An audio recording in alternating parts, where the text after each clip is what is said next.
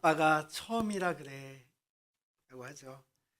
우리 모든 사람은 다 인생의 초행길을 걷고 있습니다. 2025년이라는 표현이 좀 익숙해지만 하니까 이제 끝나가요.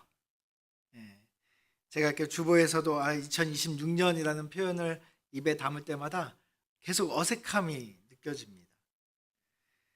한 해가 겨우 적응되려고 하는데 2026년 어색한 또 한 해가 시작되고 또 어색한 그 초행길을 또 저희는 걸어가야 합니다. 이렇게 우리는 언제나 초보의 삶을 살아야 합니다. 작년 1년을 돌아보면 어떠셨습니까? 잘은 모르겠지만 저나 여러분이나 2025년은 좀 더 특별했던 한 해였던 것은 분명한 것 같습니다. 잊지 못할 한 해이기도 하겠죠. 여러분, 내비게이션을 검색하면서 여러분이 내비게이션 검색했을 때 어떤 데는 10분 걸리고 어떤 데는 11분이 걸리고 어떤 데는 12분이 걸린대요. 그럼 어떤 길로 가시겠어요? 10분짜리 길로 다들 가시잖아요. 1분이라도 단축해서 가려고 합니다.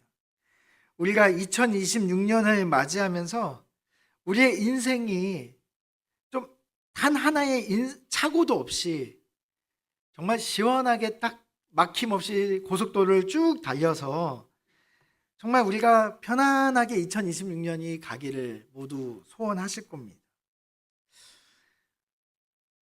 우리가 1분이라도 빠른 길을 찾아가는 것처럼 우리의 인생도 좀 그렇게 순탄하기를 바라고, 특별히 내년 2026년을 이제 곧 앞두고 있는 저희들 입장에서는 정말 내년이 그랬으면 좋겠어요.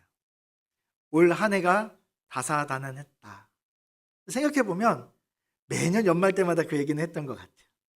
한 번도 순탄했던 적은 없고 매번 다사다난했던 것 같긴 합니다. 이제 우리가 한 해를 준비하면서 좀 우리의 삶이 2026년에는 좀 소원했던 것들이나 우리가 그동안 답답했던 모든 문제가 좀 시원하게 뚫리기를 바라고 있습니다. 저희가 방금 읽었던 성경 말씀, 출애굽기 말씀은 저희하고 똑같은 새로운 시작을 앞둔 이스라엘 백성들의 이야기가 담겨져 있습니다. 이제 애굽의 생활, 노예의 모든 생활을 마무리하고 이제 하나님의 약속의 땅인 가나안 땅으로 나아가기 위해서 지금 이제 애굽을 떠나 광야로 가려는 이스라엘 백성들의 이야기가 담겨져 있습니다. 우리가 출애굽기 하면은 애굽을 탈출하는 이야기라고 이야기를 하잖아요.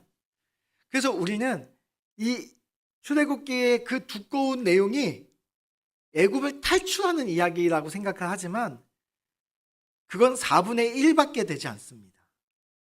나머지 4분의 3은 더 길고 하나님이 더 많은 분량을 할애해서 해준 이야기는 그 출애굽을 탈출해서 광야에서의 모습을 더 많이 할애하고 있습니다. 출애굽 자체가 하나님의 목적이 아니라 출애굽해서 광야에서 하나님과 함께 있었던 그 삶이 하나님이 진정으로 그들에게 보여주고 싶었던 삶인 거죠.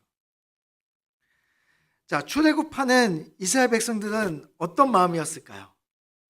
오늘 저희들하고 똑같은 마음이었을 겁니다. 이제 좀 탄탄대로로 쫙 해서 하나님의 가나안 땅에 빨리 가서 지름길로 빨리 가서 거기서 좀 편안하게 지내고 싶지 않았겠습니까? 하나님이 고속도로 같은 길을 예비해 놓으셨을 거야. 그래서 가나안 땅으로 더 빠르고 더 편하고 더 지름길을 하나님이 알려주실 거야. 그래서 지금까지의 애굽의 삶과는 전혀 다른 하나님의 놀라운 가나안 땅이 우리에게는 기다리고 있을 거야. 기대에 부풀어서 딱 배낭 메고 기다리지 않았겠어요? 2020년을 앞둔 우리나 광야를 앞두고 있는 이스라엘 백성들이나 아마 같은 마음일 거라고 생각이 됩니다. 근데 오늘 본문 말씀을 보면 하나님은 그들을 어떻게 인도하는지에 대해서 말씀을 나누는데요. 하나님은 그들에 대해서 이렇게 말씀하십니다. 블레셋 사람의 땅의 길은 가까울지라도 하나님이 그들을 그 길로 인도하지 아니하셨으니. 그들은 모두가 지름길로 가기를 원했습니다. 근데 하나님은 지름길이 아니라 홍해 광야라는 길로 굳이 돌아가도록 하셨습니다. 여기 말하는 홍해 광야가 어디냐면요, 그 출애굽하는 그 길을 보면 이쪽, 이쪽이 지금 애굽입니다. 애굽에서 광야까지, 광야를 지나 저쪽 가나안 땅까지 일자로 쭉 가면, 그러면 지름길입니다. 뭐 사막에 특별히 길이 또 있는 거 아니잖아요. 그러니까 그냥 일자로 가면 됩니다. 그런데 지금 여기 피자 조각처럼 생겼잖아요. 그러니까 위에 이렇게 빵 부분 있잖아요. 빵 부분. 빵 부분으로 가면 얼마나 편하고 빠르게 가겠어요. 하나님 어떻게 하시나요? 굳이 저 밑에까지 돌아서 가게 하십니다. 만약에 하나님이 여러분의 인생을 이렇게 인도하신다면 여러분 어떠실 것 같으세요? 좀 딱 갔으면 좋겠는데 하나님이 그때부터 점점 멀리 더 멀리 더 이상 갈 곳도 없을 만큼 저 바닥까지 내려갔다가 올라오게 하잖아요. 이게 우리의 인생이라면 어떻게 되겠습니까? 저 피자 꼭지점까지 내려갔다가 올라오는 그 인생이 나의 인생이고 하나님이 나를 그렇게 인도한다 그러면 여러분의 마음은 어떠실 것 같으세요? 굉장히 비효율적이고 답답한 마음이 들 겁니다.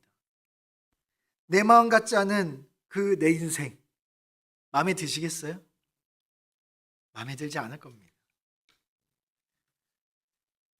하나님은 왜 이렇게 마음에 들지 않는 길로 가라고 하셨을까? 17절 후반절에 보면은 하나님께서 왜 이스라엘 백성들을 굳이 이 먼 길로 가게 하셨는지에 대해서 이렇게 말씀하십니다. 한번 이 이는부터 한번 끝까지 한번 같이 읽어볼까요? 시작. 이는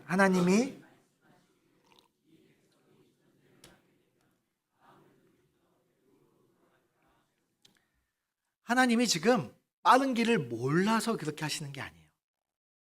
하나님의 내비게이션이 최신 업데이트가 안 돼가지고 길을 몰라서 이렇게 인도하는 게 아니라는 겁니다.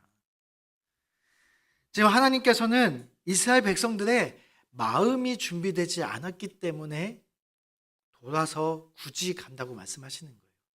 하나님도 빨리 가면 좋았는데 이스라엘 백성들의 마음이 아직 준비가 되지 않았기 때문이라는 거죠. 왜냐하면 그 가장 빠른 길로 갔을 때 그들이 맞닥뜨려야 될 것은 블레셋이라는 강력한 군사력을 가지고 있는 블레셋 땅을 통과해야 됐습니다. 하나님께서 함께 하시면 블레셋과 싸워서 이길 수 있을까요, 없을까요? 만약에 이스라엘 백성들이 하나님이 함께해서 딱 블레셋으로 갔으면 하나님 블레셋 이기게 할 수 있었을까요, 없었을까요? 당연히 있었겠죠. 근데 중요한 건 하나님은 이길 수 있었습니다. 그런데 하나님은 이길 수 있었는데 중요한 건 이스라엘 백성들의 마음이 그 블레셋의 군사력을 보고 죽을 것 같아서 도망갈까 했다는 거예요. 도망갈까.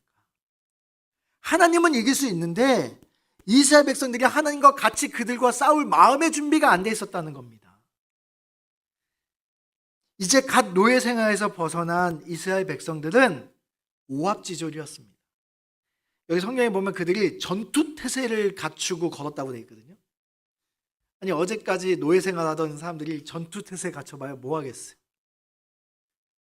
그냥 어설프게 흉내내면서 두려움에 벌벌 떨면서 그러면서 혹시 누가 우리를 잡으러 오지 않을까 그런 마음으로 걸었다는 거잖아요.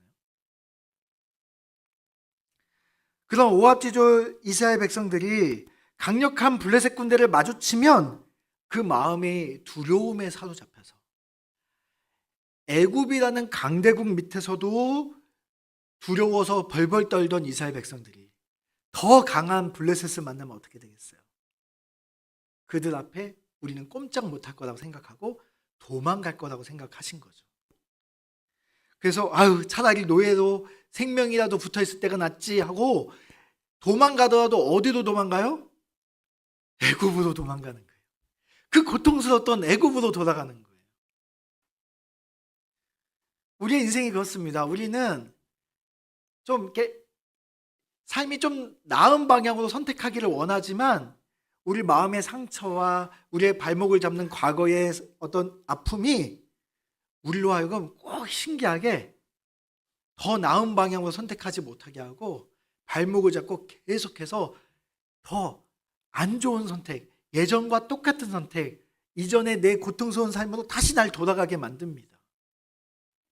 그래서 하나님이 굳이 이들을 지금 돌아가게 하고 있다고 말씀하십니다. 하나님께서는 이스라엘 백성들의 마음이 두려움에 사로잡혀 다시 애굽으로 돌아가는 것을 선택하는 것을 염려하셨습니다. 그래서 하나님께서는 이스라엘 백성들과 함께 무엇 하기를 원하셨냐면 광야를 걸어가기를 원하셨습니다. 제가 함께 걷는 교회라고 이제 와서 이야기한 다음부터 성경을 보면요 신기합니다. 성경은 맨날 걷는 얘기밖에 안 나오는 것 같아요. 네. 출애굽은 40년을 걷습니다. 걷는 얘기밖에 없어요.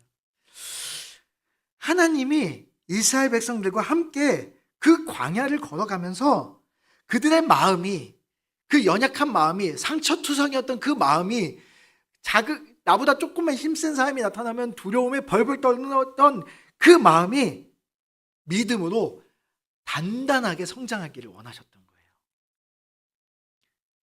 흙을 뭉쳐서 뜨거운 가마에 넣고 빼면요 벽돌이 됩니다. 그 벽돌을 쌓아 올리면 이런 건물을 지어 올릴 수 있게 되죠. 그런 것처럼 하나님께서는 그 물렁물렁한 이스라엘 백성들과 함께 걸어가시면서 그들을 광야라는 그 사막 가운데 뜨거운 가마 속으로 집어넣어서 그들이 단단한 하나님의 나라를 세울 단단한 하나의 벽돌로 세워져 가기를 원하시는 거예요. 그래서 우리는 여기서 하나님이 어떤 분인지를 발견할 수 있게 됩니다. 하나님은 어떤 분이신가요? 하나님은 우리로 하여금 야 나만 믿고 무조건 돌격해 돌격해 하고 하나님이 나의 등을 밀어버리시는 분이 아니라는 걸 알 수 있습니다. 하나님은 어떤 분이신가요? 하나님은 우리의 연약한 마음과 우리의 믿음을 아시고 누구보다도 섬세하게 우리의 마음을 살피시고 계시는 분이라는 걸 알게 됩니다. 그리고 우리가 완전히 준비가 될 때까지 우리와 함께 걸으면서 기다려주시는 분이라는 사실을 우리가 알게 되죠. 우리는 이런 하나님을 믿고 있습니다. 그래서 우리도 그래야 됩니다. 믿음이 연약한 사람들을 향해요 우리도 하나님처럼 밀어붙이는 게 아니라 섬세하게 그들의 마음을 돌보고 함께 기다려주는 것, 그게 우리가 하나님 닮은 마음인 거거든요. 자, 2025년 한 해를 돌아볼 때 우리 뜻대로 됐습니까? 된 것도 있지만 안 된 게 더 많죠. 우리 마음대로 풀리지 않아 답답한 일들이 있을 겁니다. 그러나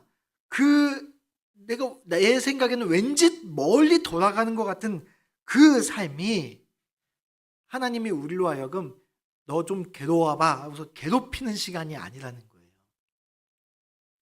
하나님이 우리의 인생에 그 돌고 도는 그 시간 가운데 하나님은 우리가 무너지지 않는 단단한 믿음의 사람으로 우리를 세우시고 준비하는 그런 사랑의 시간인 것을 우리가 기억할 필요가 있습니다. 2025년 한 해 동안 하나님이 내 삶에 없는 것 같은 느낌이 들 때도 있을 거예요. 그러나 그 시간조차도 하나님이 우리와 함께 걸으며 우리가 단단해지기를 기다리고 계셨다는 겁니다. 광야는 애굽에서 약속의 땅인 가나안을 향해 가는 중간 통로 역할을 했던 곳이 아니었습니다. 그 광야라는 곳은 단단한 믿음의 사람으로 만들어가는 하나님의 학교였던 거죠. 덴마크에서 시작된 학교인데요. 개비어 학교라고 있습니다. 개비어 학교. 중학교를 졸업하고 고등학교를 간다 그러면 우리는 어떨까요? 우리 한국 학생들이 중학교 졸업하고 이제 고등학교 간다 그러면 어떨까요? 만약에 오늘 고3, 중3이에요? 이제 중3 끝내고 이제 고3 요 겨울방학 동안 뭐 하라 그럴까요, 저희는? 아, 이제 고등학교 가면은 이거 장난 아니야. 지금부터 공부 열심히 해야 돼. 뭐 이러지 않았을까요? 한 번도 장난인 적이 없었잖아요. 근데 특별히 더 장난 아니게 공부해야 된다 막 이렇게 막 얘기하잖아요. 근데 덴마크는 그렇게 안 합니다. 중학교에서 고등학교 가는 그 중간을 1년이라는 시간을 학교를 안 가고 쉬게 합니다. 쉬는 게 아니라 갭이어 학교라는 곳을 보내는 거예요.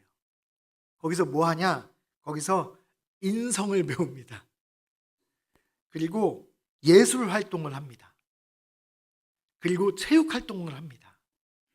우리 아이들이 그 학교 다녔으면 진짜 행복했을 텐데. 학교에 다니는 이유가 체육 시간을 손꼽아 기다리는 아이들이라 학교 가면 날마다 체육 시간이고 날마다 미술 시간이고 나머지 시간은 인성에 대해서 서로 함께 공동체를 이루는 법을 배우고 얼마나 즐겁겠어요. 근데 그 1년을 왜 갑자기 달려도 모자랄 판에 우리는 누구보다도 열심히 달려야 된다고 생각하는 그때에 덴마크 사람들은 왜 그 시간을 1년을 멈추게 하시느냐? 그 멈춤의 시간 동안 그곳에서 잠시 달리던 걸음을 멈추고 인생의 방향을 찾는 시간으로 보내는 겁니다. 무작정 열심히 달려가는 것보다 내가 어디로 가는지를 방향을 바로잡는 시간이 중요하다는 거죠. 여러분에게도 이런 갭이어 학교 같은 시간들이 있으셨습니까? 하고 싶은 모든 것이 멈춰지는 시간 같은. 저는 있었습니다. 제가 고3 때 입시에 실패하고 재수생을 했거든요. 남들보다 제가 좀 더 예민하게 그 재수를 어렵게 받아들였던 것 같습니다. 제 인생에서 실패를 맛봤다라는 것보다 더 제가 저를 힘들게 했던 것은 평생 저를 위해서 뒷바라지 하시며 열심히 시장에서 장사하시는 어머니와 아버지를 뵐 면목이 없다는, 그게 저에게 제일 큰 아픔이었습니다. 그 죄책감과 막막함 속에 살았던 것 같아요. 그래서 어머니 아버지가 새벽같이 나가시고 밤늦게 들어오시는데 새벽같이 나가시고 밤늦게 들어오시는 그 사이에 제가 부모님의 얼굴을 마주칠까 봐 일부러 밤 되면 나가고 어머니 아버지 출근하기 전에 들어와서 자고 잠도 안 오는데 자는 척하고 어머니 아버지 나가시면 그때 쓱 기어 나오고 또 어머니 아버지 집에 들어오시기 전에 나가고 매일 그렇게 살았습니다. 3월쯤 되니까 친구들이 슬슬 대학교 가기 시작하니까 저랑 놀아줄 친구도 없는 거예요. 그때까지 홀로 방황하며 그렇게 어둠의 터널을 제가 홀로 걸어갔습니다. 그러나 25년이 지난 지금 생각해보면 그 어둠의 터널을 홀로 걸어갔던 그 1년의 시간이 거기서 만났던 하나님이 제 믿음을 가장 강하게 단련시켰던 시간이기도 했습니다. 세상의 속도에 맞춰 살다가 잠시 멈춰 설 수 있었기 때문에 비로소 하나님을 만나는 그 시간을 경험할 수 있었던 거죠. 하나님 앞에서 저에게 주신 그 소명이 다시 한번 선명해질 수 있었던 시간이 바로 그 어둠의 터널에서 만났던 하나님이었습니다. 여전히 그곳에도 하나님은 함께 계셨기 때문이죠. 전 단 한 번도 재수를 꿈꿔본 적이 없습니다. 내 인생의 목표가 재수생이야 한번 해본 적이 없습니다. 한 번도 꿈꾼 적이 없지만 그 짧은 시간을 통해서 하나님은 저에게 하나님이 쓰시고자 하는 사람으로 만드시는 시간이 되었던 것 같습니다. 하나님께서 이스라엘 백성들을 지금 지름길이 아닌, 빠른 길이 아닌 광야로 인도하신 이유가 여기에 있습니다. 하나님은 지금 그들을 하나님의 갭이어 학교인 광야로 몰아넣고 계시는 겁니다. 단순히 그들이 블레셋이 무서워 도망칠까 봐 하나님 블레셋 없는 곳으로 피해서 가게끔 만드시는 게 아닙니다. 하나님은 그들을 광야라는 학교에 입학시키셔서 그곳에서 하나님과 함께 걸어가며 하나님을 향한 믿음을 가지고 이제 블레셋, 그보다 더 강력한 나라를 만난다 할지라도 하나님과 함께라면 우리가 이길 수 있다라는 단단한 믿음의 사람으로 성장시키기 위해서 지금 이 광야 학교로 같이 걸어가고 있는 겁니다. 애굽에서 약속의 땅으로 가기 전 광야는 그들의 개비어 학교였습니다. 그리고 그 길을 걸어가는 모든 길은 어떤 길이었을까요? 우리 21절 말씀 함께 읽어보도록 하겠습니다. 같이 읽어볼까요? 시작.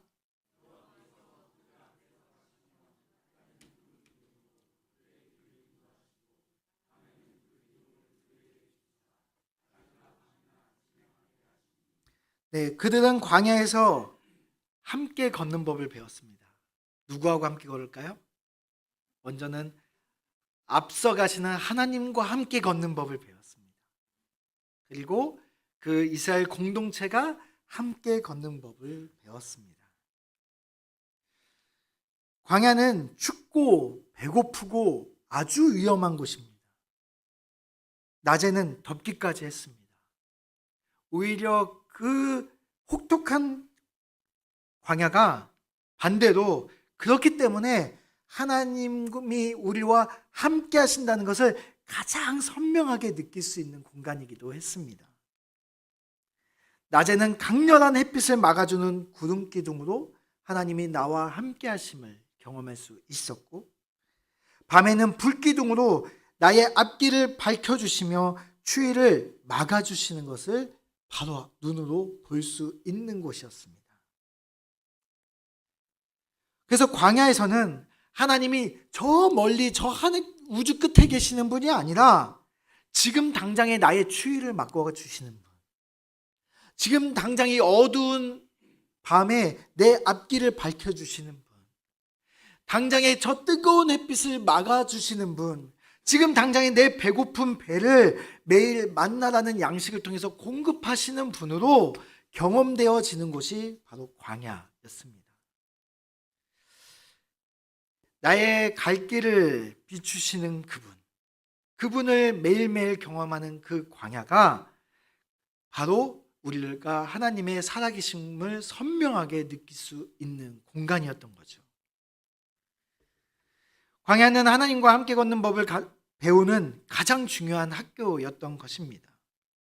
그분이 앞서가시면 우리는 그분과 함께 따라가는 곳이었습니다. 내 계획을 내려놓고 내가 가고 싶은 방향들을 내려놓고 하나님이 인도하시는 그 방향을 따라 한 발 한 발 가는 길이었습니다. 사막은 길이 없습니다. 그 길 없는 사막 가운데 하나님이 가시는 그곳이 곧 길이 되었고 그곳을 따라 걸었던 것입니다. 때로는 빨리 가면 하나님이 멈추라고 하셨고, 때로는 퍼져 있으면 하나님이 일으켜서 걷도록 하셨습니다. 우리 인생도 마찬가지입니다. 우리가 하나님보다 앞서가면 하나님은 우리에게 때로는 멈추게도 하십니다. 내가 지쳐 쓰러져 퍼져 있으면 하나님은 우리에게 다가오셔서 우리에게 힘주시고 일으켜서 또다시 걷게 하십니다. 그렇게 지루한 답답한 광야 같은 인생을 우리가 하나님과 함께 엉금엉금 겨우 기어서라도 가다 보면 어느 순간 하나님께서 우리의 마음을 단단하게 하시고 약속의 땅인 가나안으로 인도해 가시는 거죠. 그게 하나님의 방법입니다. 요즘 흔히 젊은 사람들이 쓰는 말이 있습니다. PTS라고 혹시 들어보셨나요? 요즘에 나 PTSD와 이걸 또 이제 하나 빼가지고 너 요즘에 PTS와 라고 이제 많이들 이야기하는데, 정신과적인 용어로 많이 쓰입니다. 외상후 스트레스 장애라고 보통 이야기를 하는데요. 여기 보면은 제가 밑에 뇌 그림을 하나 놨는데 파란색이 있고, 파란색 이렇게 생긴 빨대같이 생긴 파란색이 있고, 동그란 노란색 공같이 생긴 거 있잖아요. 요 노란색 공같이 생긴 게 감정을 담당하는 편도라는 겁니다. 그리고 이렇게 길쭉하게 빨대처럼 생긴 게 해마라고 해서 기억을 담당합니다. 우리가 보통 이게 조금 떨어져 있거든요. 많이 떨어져 있는 분을 우리는 조금 이제 감정이 조금 메말라 있는 것 같은, 우리 오늘도 우리 정경광 목사님이 울지 안 울지 막 이게 했는데 그게 이제 지난주에 설교 때 들어보니까 울더라고요. 이게 왜 그러냐면 요 거리가 조금 먼 사람들은 감정이 폭발해도 이 기억하고 이렇게 연결이 잘 안 돼서 그래도 감정이 그렇게 커지지 않는 거예요. 그렇게 이게 가까이 안 있고 좀 떨어져 있다 보니까 커져도 괜찮은 거예요. 근데 이렇게 붙어 있는 분들은 이게 조금만 감정이 있어도 확 안 좋았던 기억이 이렇게 끄집어 나옵니다. 근데 그게 커졌다 작아졌다 하는 게 기본인데 어떤 큰 충격을 받으면 이렇게 빵 커져서 붙어버리는 거예요. 그러면 안 좋은 생각들이 계속 반복되는 겁니다. 끊어지지가 않는 거예요. 그래서 정신과 가서 약 처방받으면 뭐 하는 거냐면 생각을 끊는 약을 주거든요. 그래서 약간 그 약 먹으면 몽롱해지고 하는 게 거기에 있습니다. 우리가 어떤 큰 충격이나 상처를 받게 되면 그런 이후부터는 그런 비슷한 상황만 와도 갑자기 두려워하고 뒷걸음질 치게 만드는 게 이 PTS라는 거죠. 지금 이스라엘 백성들이 지금 이 PTS가 올까봐 하나님이 지금 걱정하고 계시는 거잖아요. 그들이 애굽에서 노예 생활하면서 그 강한 애굽이라는 사람들 앞에 당했던 그 고통, 그 PTS가 와서 앞에 블레셋이 나타나면 두려움에 사로잡혀 차라리 애굽에 속해서 그냥 노예로 사는 게 낫겠어 하고선 도망갈 수 있다는 거잖아요. 그러니까 이러한 장애가 생기면 좋은 선택을 하는 게 아니라 반복적으로 안 좋은 선택을 하게 되는 겁니다. 그런데 심리학자들이 이 PTS 환자들을 이렇게 추적하던 가운데 신기한 사람들을 발견했습니다. 흥미로운 사람들이 있었는데 그들은 똑같은 아픔, 똑같은 스트레스, 똑같은 상처를 받은 사람인데도 불구하고 전혀 다른 결과의 삶을 살고 있는 사람들이 있다는 거예요. 그들을 심리학자들이 뭐라고 지칭했냐면 PTG라고 불렀습니다. 외상 후 성장한 사람들이라고 하는 거죠. 상처가 없었던 것처럼 참고 사는 얘기를 하는 게 아니라요. 그 상처를 딛고 일어나서 이전보다 훨씬 단단한 존재로 성장해 간 사람들이 PTG의 사람들입니다. 지금 하나님은 PTS가 있는 이스라엘 백성들을 PTG로 성장시키기 위해서 광야 학교를 돌리고 계시다는 거예요.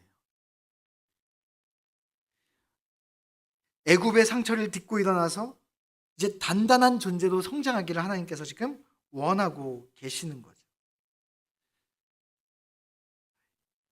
2025년 어쩌면 우리 대전교회가 그 광야학교의 시간이었을 수도 있을 겁니다. 그러나 우리가 2026년을 준비하는 이 순간에 우리가 그 광야학교의 훈련 속에서 이제는 단단해지고 이제는 성장해서 이제는 하나님의 약속의 땅으로 들어갈 만큼의 믿음의 단단함이 이루어지기를 하나님은 원하고 계십니다. 반대로 우리가 우리 편에서도 그걸 원할 겁니다. 힘들었던 만큼 이제는 그 먼 길을 돌아온 만큼 이제는 우리가 더 단단하게 성장해서 하나님 앞에 더 그 상처가 오히려 더 크게 쓰임받는 원동력이 될 수 있다는 거죠. 누군가는 이 상처에 발목이 잡혀서 계속해서 상처를 묵상하고 상처에 사로잡혀 사는 사람이 있을 겁니다. 아까 말했던 이 해마가 딱 붙어 있는 것처럼 계속 그 상처만 연거푸 생각하고 있는 거죠. 그러면 성장할 수 없습니다. 이제는 우리가 이거를 떼어내서 하나님과 함께 걸어가면서 하나님에 대한 믿음을 경험하고 그 믿음의 근력을 키워서 단단한 믿음이 되어 이전보다 더 크고 놀라운 하나님의 계획들을 감당할 수 있는 그러한 교회와 저희 성도들이 되기를 바랍니다. 2025년 한 해를 마무리하면서 여러분 뜻대로 흘러가지 않은 삶이 많이 있었을 겁니다. 또 나만, 우리 모두가 그렇게 되면 상관없는데 나는 여기 멈춰 있는 것 같은데 다른 사람들은 저만큼 달려가는 것 같은 그러한 불안감도 있었을 수 있습니다. 나만 홀로 광야에 남겨진 것 같은 외로움이 있을 수도 있습니다. 그러나 우리가 그 광야의 어두움의 터널에 우리가 있다 할지라도 여러분 두려워하지 마십시오. 그곳은 우리가 그 어느 때보다도 하나님을, 그 살아계신 하나님을 명확하게 경험할 수 있는 기회가 될 것입니다. 우리가 지난 한 해 동안 하나님의 살아계심을 또 선명하게 경험했던 것처럼 하나님은 우리의 삶 속에서 여전히 지금도 섬세하게 하나님이 인도하고 계심을 우리는 경험해 갈 것입니다. 하나님은 또한 섬세하게도 우리가 감당 못할 시험을 준비하고 계시진 않습니다. 2026년 한 해 동안 하나님은 우리가 감당 못할 시험은 때로는 피하게 하시고 우리가 더욱더 믿음으로 단단해지시는 그 시간까지 또한 하나님은 또 기다리시기도 하시는 분입니다. 무엇보다도 하나님께서는 우리를 광야로 인도하시는 이유가 하나님과 함께 걷게 하기 위해서라는 것을 기억할 필요가 있습니다. 우리가 앞만 보고 달려가다 보면 하나님을 놓치게 됩니다. 그래서 하나님은 우리가 하나님과 함께 하기 위해서 우리가 하나님 없이는, 그 구름 기둥과 불 기둥 없이는 내가 한 발도 움직일 수 없는 광야로 우리를 이끄실 때가 있습니다. 그것은 하나님께서 우리를 더 크게 쓰기 위해서 잠시 멈추는 훈련의 시간입니다. 2025년 한 해가 그런 훈련을 우리에게 주신 한 해였다면 이제는 그 훈련을 마치고 이제 하나님이 주시는 그 약속의 땅으로 단단한 믿음으로 우리가 성장하고 들어가는 그런 한 해가 되기를 바랍니다.